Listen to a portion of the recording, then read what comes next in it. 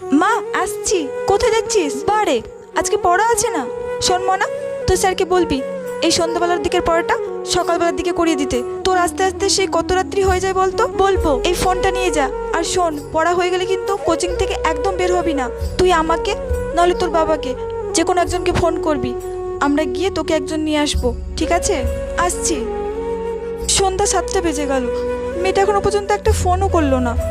আর আমিও যে একটু এগিয়ে যাব, রাস্তাঘাটে এমন অন্ধকার, বেরোতেই যেন ভয় লাগে।